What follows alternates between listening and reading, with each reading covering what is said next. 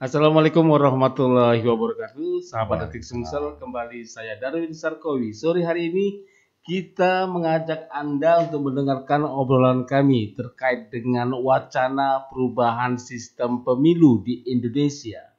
Ada Bapak Dr. Hadi Prayogo bersama kami. Pak Hadi, apa kabar? Baik, Pak Darwin, luar Alhamdulillah, biasa. sehat. Alhamdulillah sehat. Semangat akan ada perubahan sistem baru pemilu. Semangat, Semangat. meskipun belum disahkan ya. Oke. Masih baru wacana dari Pak Prabowo, tapi kayaknya kita optimis bisa gol. Memang wacana itu muncul kapan, Pak Hadi? Pada saat dia menghadiri acara Golkar, di mana pada acara Golkar itu hadir juga hampir seluruh ketua umum partai politik. Kemudian Pak Prabowo melemparkan wacana itu. Oh, jadi wacana ini dari presiden. Dari presiden langsung, dari Pak Prabowo, di mana selama ini beliau melihat bahwa pemilihan kepala daerah langsung itu ternyata memakan biaya yang luar biasa. Oke. Sehingga mengusulkan agar kepala daerah baik itu bupati, wali kota, gubernur dipilih oleh DPRD saja. Oke. Berarti kembali seperti zaman dulu. Iya, seperti Zaman dulu. masa orde-orde permulaan Indonesia. Iya, setelah pasca tahun 2003 itu di Sumatera Selatan masih berlangsung pilgub dipilih oleh DPRD. Jadi mungkin setelah itu, setelah pasca reformasi masih, setelah itu baru pemilihan langsung oleh rakyat. Nah, kalau misalnya menurut Pak Hadi sendiri, pertimbangan apa yang muncul sehingga harus kembali lagi ke DPRD pemilihan kepala daerah ini? Jadi Pak Darwin, kalau kita bisa lihat bahwa ketika pemilihan kepala daerah itu langsung oleh rakyat, kita bisa lihat dampaknya. Yang pertama adalah kalau saya melihat, ya sebagai media tentu saja, sebagai sikap dari Detik Sumsel, editorial kita, pertama terus terang itu memakan biaya.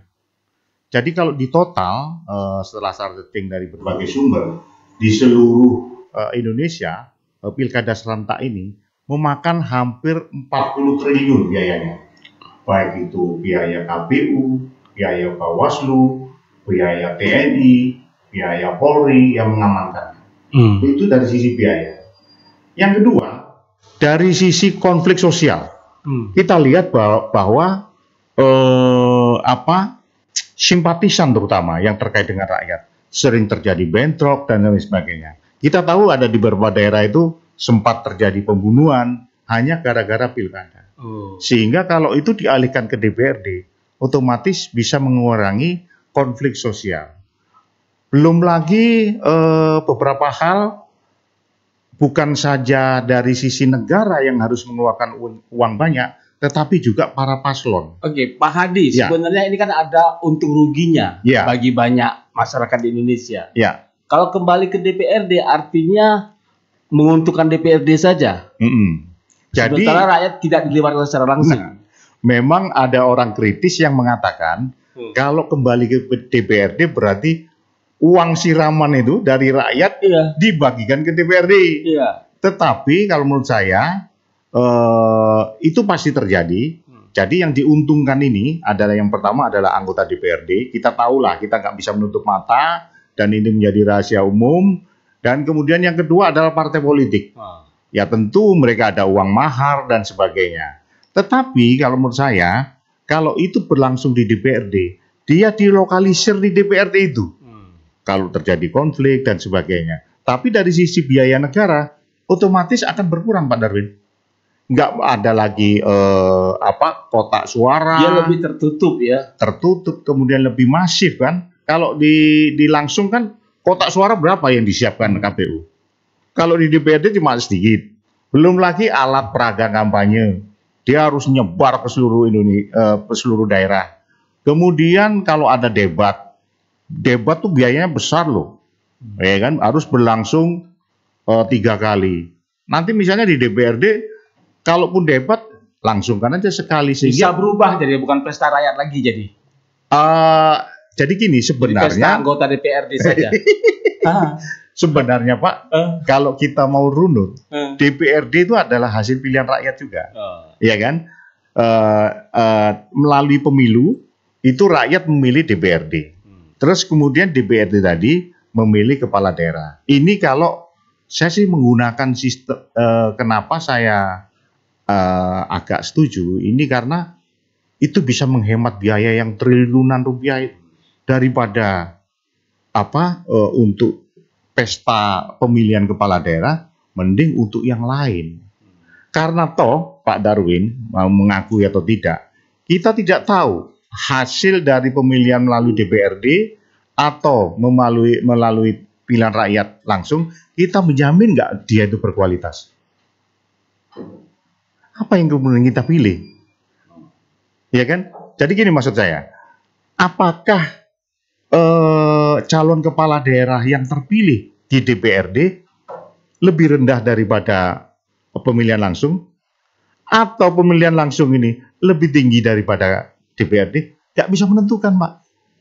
Sehingga ya sudah, biarkan aja. Siapapun yang terpilih ya kita dukung.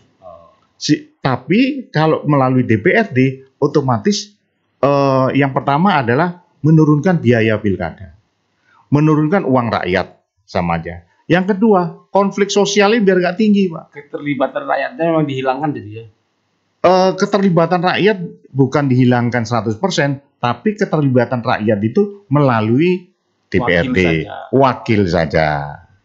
Itu kalau menurut pertimbangan Pak Hadi secara pribadi, ya, menghilangkan tidak keterlibatan rakyat di dalamnya saat pemilihan atau pilkada nanti. Jadi kalau secara undang-undang ya memang kita atur di situ, tertulis bahwa kepala daerah, misalnya gubernur, wali kota, bupati, dipilih secara demokratis. Hanya demokratisnya tadi tidak disebutkan. Demokratisnya tadi itu maksudnya dipilih oleh DPRD atau dipilih oleh rakyat. Karena sama aja, Pak, di DPRD pun dia memilih.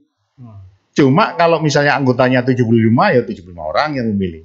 Kalau rakyat ribuan. Gitu. Ya ini meskipun diperdebatkan, tetapi kalau kita melihat kebutuhan akan dana saat ini untuk Indonesia, itu lebih hemat jika pemilihan itu berlangsung di DPRD. Lebih menguntungkan partai berarti nanti ya? Sebenarnya kalau partai sih, baik itu di DPRD maupun pemilihan langsung, dia tetap untung, Pak. Ya sebenarnya kemarin ya pilkada serentak tadi, agar diusung oleh partai tertentu, orang kan harus menyerahkan mahar juga. Nah, nanti di DPRD pun, ya ini bukan rahasia ini ya, tapi ini sudah menjadi hal umum. Dia pun pasti menyerahkan mahar juga. Masih sama-sama. Masih sama. Ya kan? Itu. Jadi pertarungannya nanti tidak akan melibatkan rakyat secara langsung. Tidak. Ya, sejumlah anggota DPRD yang ada. Ini akan berlaku kapan, Pak Hadi? Belum berlaku. Tapi ini adalah wacana dari Presiden Prabowo. Wacana ya nanti tentunya, dan sebenarnya apa yang disampaikan Prabowo ini sudah juga disampaikan oleh Jokowi waktu itu. Nah, sama Jokowi selanjutnya itu tahun berapa ya, sekitar 5 tahun yang belakang, tapi itu kemudian batal lagi itu sebenarnya. Tetapi pada waktu era SBY sudah sampai ke rapat paripurna DPR RI. Tetapi waktu itu memang Pak SBY belum setuju wacana pemilihan di DPRD. Nah barangkali sekarang ini mungkin faktor pertimbangannya adalah kalau saya melihat Indonesia ini kan kita harus melakukan penghematan. Apalagi dengan program pemerintah yang harus kita amati ini adalah makanan bergizi. Nah, makanan bergizi kan butuh biaya besar. Kalau kita lihat di satu sisi, pemilihan oleh rakyat juga tidak menjamin bahwa yang terpilih itu berkualitas, benar nggak? Ya kan? Asal ada duit aja dia menang, istilahnya seperti itu. Why not kalau dialihkan ke DPRD sama saja, ya kan? Tapi kalau dialihkan ke DPRD, otomatis kita bisa menghemat dana triliunan rupiah. Tapi menghilangkan pesta rakyatnya ya pasti. Nah, pesta DPRD jadinya. Jadi pesta DPRD ya. Iya. Gitu. Jadi lebih kecil pestanya berarti. Iya. Pestanya di lingkup DPRD. Kalau lebih kecil berarti biaya makannya juga kecil. Jadi kalau pesta rakyat besar biaya makannya.